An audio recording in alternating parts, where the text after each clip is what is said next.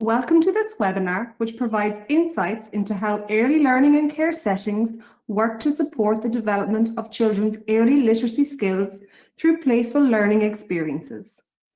These insights take account of research and are drawn from inspectors' findings in early learning and care settings, as well as the guidance provided by inspectors to promote improvement. In this webinar, we will explore how the approaches used in early learning and care settings can be extended into the early years of primary school. We will be focusing predominantly on oral language and early reading and writing skills. All of the advice provided in this webinar should be considered in light of the prevailing public health guidelines which apply in educational settings. From a young age, a baby communicates by babbling, cooing, and imitating sounds in the environment.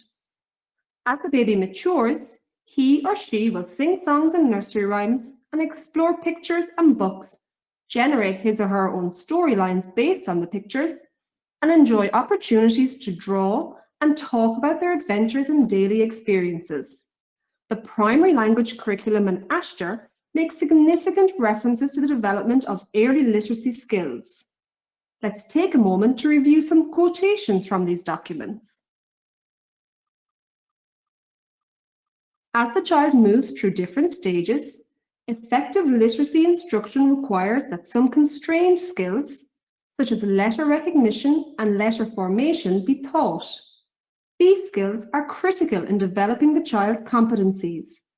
In addition, unconstrained skills, for example, oral language skills, need to be addressed in a holistic manner through day-to-day language experiences that incorporate a social context. Children who come to school with experiences of being able to recall, tell stories, explain, question, and talk all have the foundation for good literacy development. In addition, by the time the child comes to primary school, they may be capable of holding a pencil, exploring books, singing songs, and talking about his or herself and his or her family. As already noted in this webinar, we will provide an insight into the many activities undertaken in early learning and care settings to support the development of early literacy skills, and we will suggest how these can be extended into the early years of primary school. Building on the child's previous experiences, let's now consider some practical ideas which you can use to support a child's developing literacy skills in the early years of primary school. We will begin by looking at dramatic play. In high-quality early learning and care settings, inspectors note that children experience many opportunities for dramatic play. In junior and senior infants, children continue to enjoy dramatic play and use it to explore new words and language. They enjoy, for example, creating imaginary scenarios where they act out and engage in role play, such as going to the restaurant or going on holiday.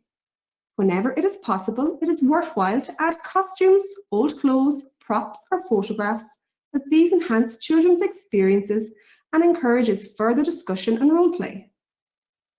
As the children engage in dramatic play, they may enjoy using props or toys in a symbolic way. As is the case in early learning and care settings, you could consider having loose and open-ended materials available in the classroom that children can use in a variety of ways. Children can manipulate these to fit in with their ideas and help them to express themselves. Open-ended materials can be carried, lined up, redesigned, taken apart, moved and put back together in multiple ways.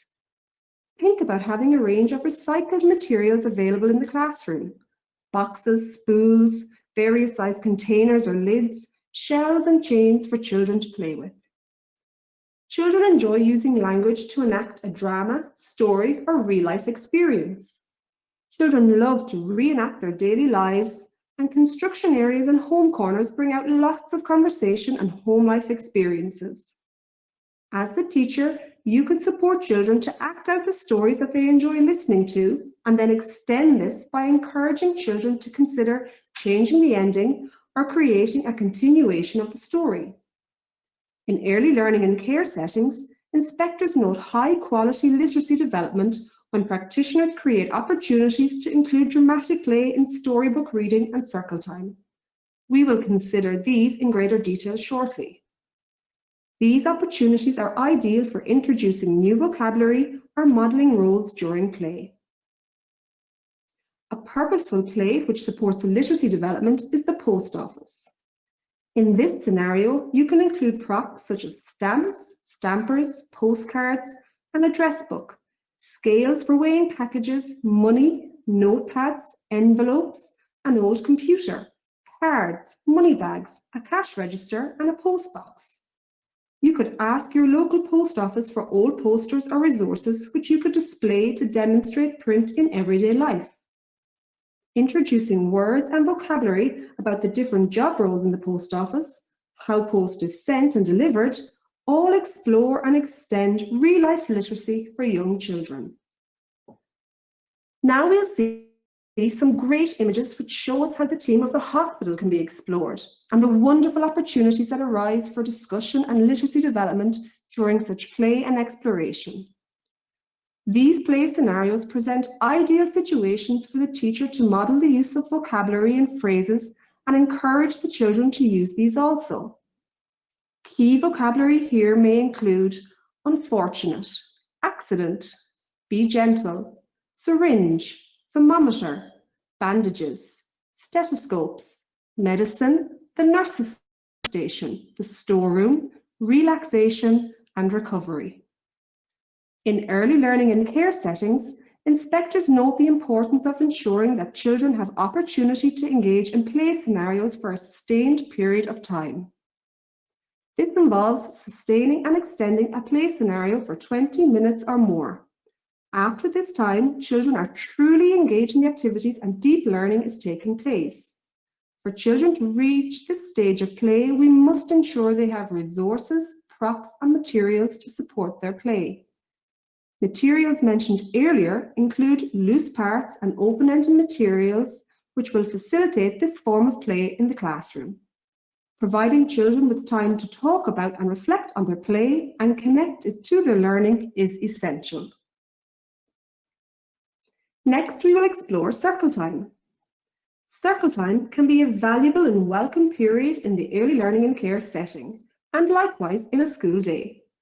Young children can gather in a circle to participate in a guided discussion or group activity. Circle time can be used to support the development of children's vocabulary. To optimize the value of circle time, it's worthwhile to recognize this as a fun time, and you can help children to feel comfortable by using different lighting, rugs, cushions, or beanbags. This creates a homely atmosphere and makes circle time a different experience within the daily routine. Creating a circle time box is a useful resource to support interaction and play during this time. A circle time box includes all the resources you may need, including puppets, sock puppets, multifunctional items you can use to talk about colour or shape. You can include a mystery bag, into which new items are introduced and the children are encouraged to guess the item as you describe it, progressing to children using their language skills to describe items to their friends.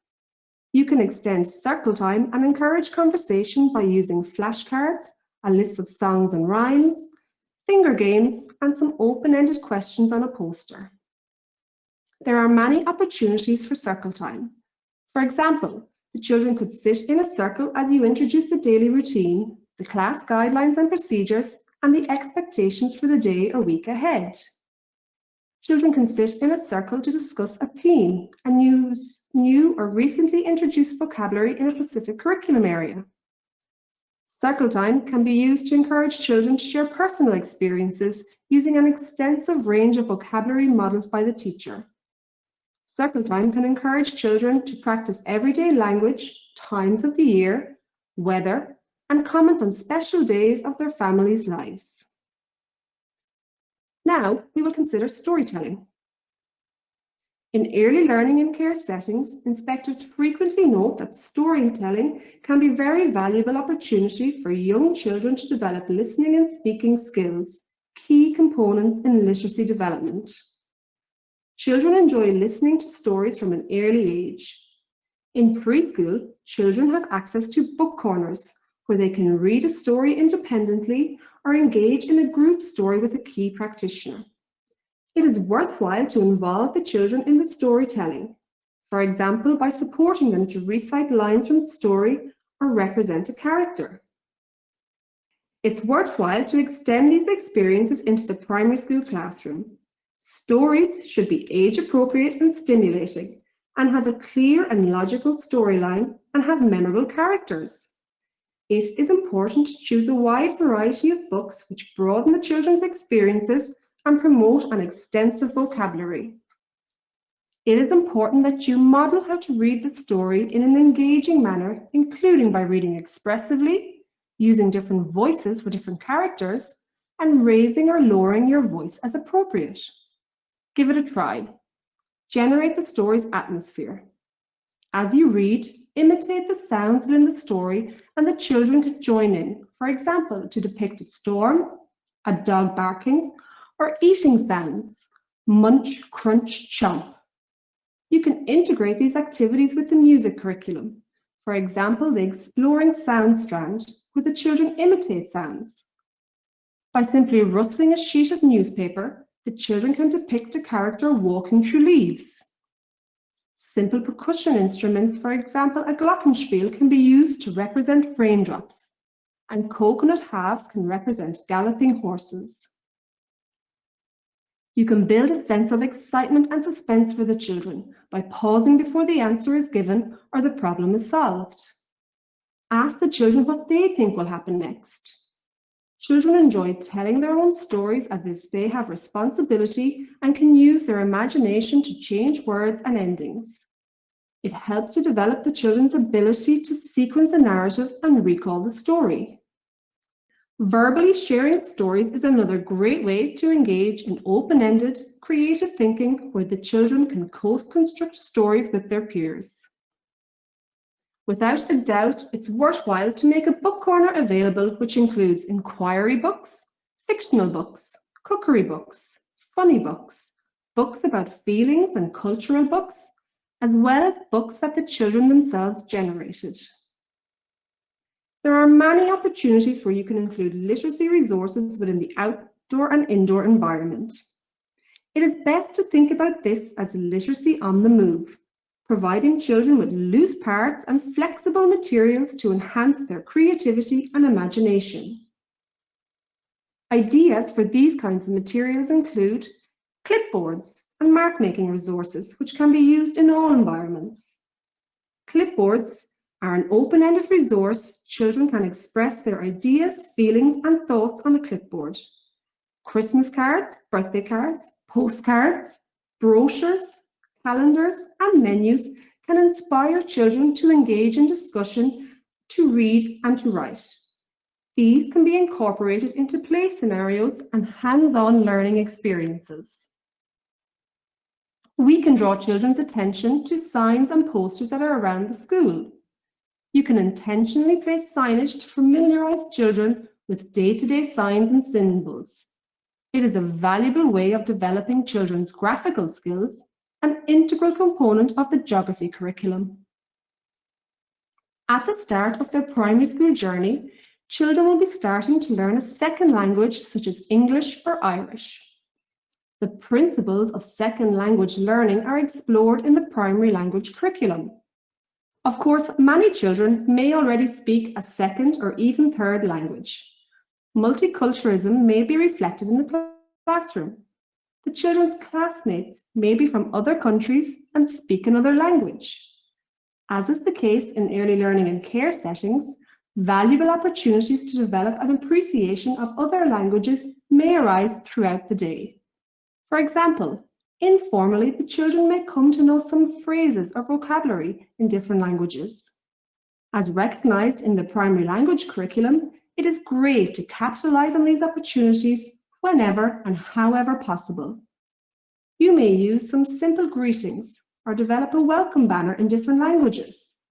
Not only does that enable the children to appreciate other languages, it also affirms the children who speak those languages. In terms of digital literacy, children will enjoy opportunities to use a device on which they can access information, browse through reading materials, and print materials related to their current interests or investigations. As we have discussed in previous webinars, early writing begins with mark making, drawing, and making representations on paper. As children move to primary school, they can use these tools to process ideas and thoughts. Children need open access to paper, so it's a great idea to have paper in all areas of the classroom.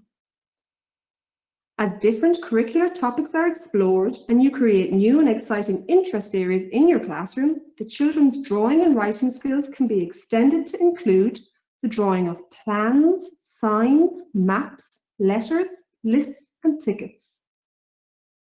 This leads to children seeing themselves as independent and capable writers. Children benefit greatly from a print-rich, well-labelled environment.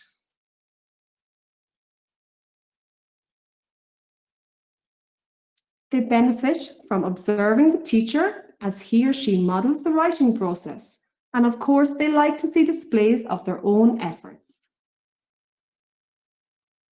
Here we have provided a list of resources related to literacy development. We would like to thank you for taking the time to listen to this webinar. If you have direct queries or comments arising from your engagement with this webinar, please use the dedicated email address provided to contact the Department of Education. We thank the listed primary schools and early learning and care settings for sharing photographs with us. Thank you.